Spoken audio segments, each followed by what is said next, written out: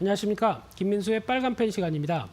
오늘은 시장이 좀 조용합니다. 그러나 오후장 어떻게 될지 모르는 상황 쪽에서 여전히 시장 흐름들에 대해서는 아직 크게 변화는 좀 덜한 모습들이 아닌가 싶은데요.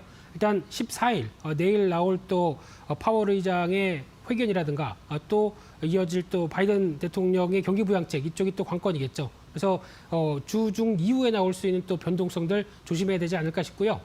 오늘은 의류주 관련된 쪽에 대한 동향들을 알아보겠습니다. 앞서 앵커님이 잠깐 겨울수혜 얘기를 했는데 포인트는 겨울수혜가 아니고요. 그와 함께 나올 수 있는 대표적인 또 여러 가지 공급선 쪽에 변화가 또 강하게 나온 상황이다 보니까 이런 부분들 하나씩 점검을 해보면서 의류주에 대한 동향들 확인을 해보도록 하겠습니다. 일단 가장 먼저 눈에 띄는 부분들이 최근에 시장 동향이 조금 바뀌고 있는 상황들이 나오죠. 일단 코로나19 확산이 우리나라도 좀 이제 정점을 지나지 않았을까 하는 관점 쪽에서 지수는 약간 좀 조정을 받는데 대표적인 코로나 피해주의 세 회사, 여행주의 하나투어, 호텔신라, CJCGV, 면세점, 영화관 이런 쪽이죠. 이쪽은 이제 올해 지금 두 번째 주부터 강하게 반등이 나오고 있다는 관점으로 보여지고 있는데 그러면 또 하나 피해주로 보여지는 의류업종은 아직 좀 잠잠합니다. 오히려 지수가 꺾이면서 더 많이 흔들림이 나왔고요. 그러다가 이제 다시 좀 반등이 나오나라고 하는 부분들이 확인이 돼야 될 것 같은데 이런 쪽에 대한 변화를 한번 또 의류주 쪽도 체크할 필요가 있을 것 같은데요. 그런 측면으로 보게 되면은 일단 글로벌 의류주와 현재 국내 기업들의 어떤 괴리는 좀 많이 벌어져 있다라고 볼 수 있습니다. 대표적으로 한세실업 영업무역 같은 경우의 주가는 일단 여기인데 지금 이제 메칼롯이나 에클렛 같은 대만의 회사들 같은 경우 OEM의 대표적인 회사들이죠. 이쪽은 주가가 벌써 반등해서 상당 부분 올라와 있는데 지금 괴리는 상당히 많이 벌어져 있죠. 이런 쪽으로 보게 되면 글로벌 OEM 의류주과의 격차를 좀 축소를 하려고 나오지 않을까라는 부분들도 한번 좀 눈여겨보셔야 될 부분들이고요. 그런 흐름으로 봤을 때 일단 의류주에 대한 변화 기대감을 보게 되면은 일단 무엇보다 지금 이번에 한 가을 때쯤에 한번 반등을 시도했었습니다. 하지만 다시 겨울이 들어오면서 3차 코로나19 유행이 나오다 보니까 다시 반등을 좀 실패한 모습들이고요. 게다가 이제 백신 효과가 나오기 시작하게 되면은 일단 이 코로나19 이후에 백신 효과와 함께 나오는 변화를 기대했을 때는 지금 처음으로는 폭발하는 여행 레저, 즉 움츠렸던 소비가 다시 늘어났을 때 나올 수 있는 부분들이 이쪽이 아니겠느냐. 두 번째는 돌아다니려면 신발 필요하죠. 신발 올해 물론 신군이 있겠지만은 새 신발 사자라는 흐름과 함께 의복, 가방, 화장품 이쪽이 한 2위 쪽으로 들어오지 않을까 싶은데요. 최근에 나오고 있는 온라인 쇼핑 거래 동향을 한번 보시면서 다시 짚어보게 되면 일단 아직까지 11월 달까지 기준으로 봤을 때도 의외로 가장 높은 쪽은 가전전자 통신기기 이쪽이 어떤 온라인 쇼핑 동향이 많고 의복이 그 다음을 차지한다고 하더라도 성장률로 보게 되면 특히 작년 같은 경우 가장 음식 서비스가 큰 폭으로 성장을 했고 가전전자 통신기기 음식료가 거의 뭐 40% 60%대 이런 식으로 성장을 하다 보니까 상대적으로 위축된 쪽은 의복 쪽이 많이 위축이 됐었죠. 이런 쪽이 오히려 변화가 나올 수 있지 않을까라는 관점 쪽에서도 눈길이 가야 될 특히 코로나19 이후에 잠잠해졌을 때 나올 변화가 아닐까로 초점이 맞춰지고 있는 상황들이고요. 그와 함께 또 눈여겨볼 수 있는 게 특히 지금은 의류주 쪽에서 이제 공급 라인이 많이 타격을 받았다. 특히 지금 같은 경우는 이제 공장이 한 70%가 회복이 되고 60% 가동률을 보인다라고 나오고 있는데 그러다 보니까 이 두 개를 합쳐서 더하게 보자면 코로나 이전 대비해서는 40% 정도밖에 생산을 못 하고 있다라는 쪽인데 그런 쪽에서 만약에 수요가 이제 빠르게 증가한다라고 하게 되면 공급이 못 따라가죠. 이런 상황이 났었을 때 어떻게 보면 또 단가도 올라갈 수 있는 OEM 제조 단가도 올라갈 수밖에 없는 상황으로 봐야 될 것 같고요.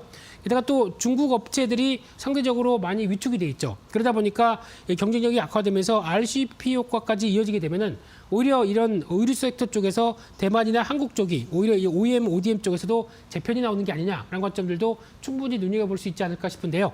이런 그림을 또 통해서 확인할 수 있을 것 같습니다. 특히 앞서 말씀드렸듯이 미국의 소매 의류 재고액은 거의 이번에 또 겨울에 코로나19 사태와 함께 급감하는 상황이 나오죠. 그래서 지금까지 보지 못했던 재고의 위축까지 나와 있습니다. 그러면 다시 어떤 정상적인 생활로 돌아간다라고 하게 되면 재고를 늘려야 되겠죠. 여기서 나올 수 있는 힘이 의류 쪽에서 나올 수 있는 또 하나의 가동률 확대와 함께 나올 수 있는 변화다라고 보시면 될 것 같고요.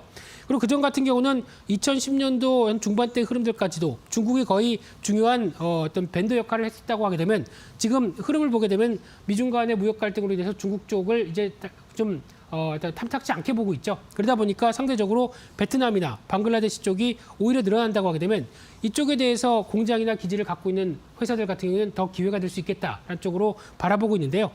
그런 흐름들 쪽에서 최근에 또 영업이익 전망치가 오른 상장사를 찾는다라고 하게 되면 일단 유니테스트도 눈길이 가네요. 이쪽 종목도 일단 보셔야 될 것 같습니다. 의류 섹터가 아니긴 하지만 이쪽 종목도 실적에 대한 기대감이 상당히 높아지고 있는데 그중에서 보게 되면 호텔 신라 들어와 있고요. 영업무역, 한세실험, 특히 영업무역이나 한세실업 같은 경우 대표적인 지금 보여지고 있는 어떤 관련된 섹터의 대표 주자들이죠. 그러다 보니까 이런 쪽에서 실적에 대한 기대감들이 높아진다라고 하게 되면 이런 부분들도 한 번쯤 눈여겨볼 수 있는 측면이라고 봐야 될 것 같고요.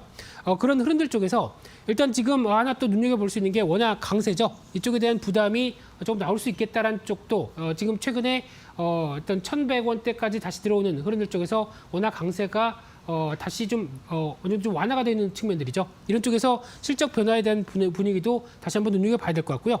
앞서 말씀드린 것처럼 공장 위치라든가 수요처 흐름들을 확인할 필요가 있는데 또 하나 의류주들이 힘들다 보니까 또 다른 여러 가지 변화를 돌파구를 마련했었습니다. 그런 쪽에 대표적인 게 마스크나 방호복 같은 한세실업은 이쪽에 대해서 매출을 좀 선방을 했는데 오히려 좀 빠르게 또 전환되게 되면 이를 또 바로 접고 다시 본업으로 돌아갈 수 있는지 이런 쪽도 한 번쯤 확인해야 될 필요가 있겠죠. 그래서 전반적으로 의류주 관련된 실적대의 흐름들을 한번 살펴보게 되면 올해 모두 다 대부분 힘들었습니다. 그러다 보니까 거의 마이너스 쪽이 나오는 흐름들이 많았는데 한세실업 같은 경우는 그래도 좀 선방을 했죠. 그래서 말씀드렸던 것처럼 방호복 쪽으로 선전을 했는데 하지만 아직까지 이쪽에 대해서 빠르게 전환을 할 수 있을 것이냐라는 쪽이 좀 단기적인 관건으로 보여지고 있는데 하지만 영업무역 같은 경우도 좀 선전을 했죠. 대표적으로 아웃도어 쪽은 그래도 코로나19 때 수혜를 받았다. 뭐 자전거 브랜드도 나오고 있고 여러 가지 얘기가 나오다 보니까 선방을 했는데 올해 실적 동향을 보다 보니까 아직 그렇게 빠르게 실적 흐름들이 좋아질 거에 대한 흐름들은 약간 좀 의문이 나오다 보니까 주가도 좀 더딘 모습들인데 그럼에도 불구하고 지금 대표적으로 부진했던 작년에 충격을 많이 받았다가 회복세가 또 가시화되는 대표적인 종목들 같은 경우는 변화가 좀 더 나와야 되겠죠. 그런 쪽에서 봤었을 때 아직까지 전반적인 주가가 생각보다 그렇게 못 올랐다라고 하게 되면 또 하나의 코로나19 쪽의 피해를 또 수혜 쪽으로 바꿀 수 있는 섹터가 아니냐라는 관점 쪽으로 바라보고 있는데요. 말씀드렸듯이 환율 흐름들만 그렇게 큰 변화가 없다고 하게 되면 실적에 대한 기대감이 올해 차오를 수 있겠다라는 쪽에서 눈여겨보고 있고요. 그런 측면으로 보게 되면 이런 회사들 쪽에서 또 두 종목을 한번 골라봤습니다. 그래서 첫 번째로는 가장 먼저 봐야 될 게 필라홀딩스라고 생각이 들고 있고요.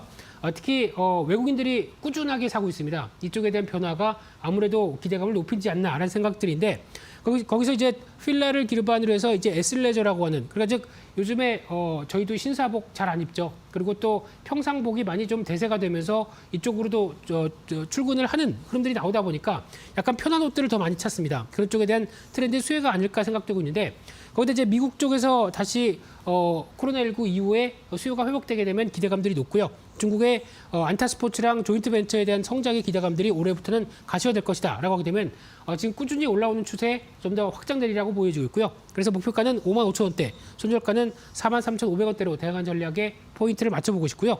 두 번째 종목은 신세계 인터내셔널입니다. 저희가 보통 기존의 코스메틱 관련된 쪽으로 많이 알고 있었는데 여전히 이 회사는 의류 쪽 비중이 상당히 높습니다. 그러다 보니까 들어가고 있는 백화점이나 면세점이 정상화된다라고 하게 되면 수혜를 보겠죠. 그래서 올해 작년 같은 경우는 실적이 많이 부진했는데 올해는 정상화되면서 나오는 부분들이 다시 기존 한 2018년도 흐름들까지 나올 것이다라고 하게 되면 일단 아직 회복의 무게를 둔다라고 했을 때 추가적인 변화에 대한 기대감이 높겠죠. 그래서 목표가는 한 20만 원대 근처 정도까지 보시면 될 것 같고요. 손절가는 15만 4천 원대로 대응하시면서 화장품과 그리고 또 의류 모두 다 갖춘 대표적인 회사다라고 보시면서 대응하셨으면 좋겠습니다. 그래서 일단 오늘은 의류 관련된 섹터들의 전반적인 흐름들을 점검을 해봤고요.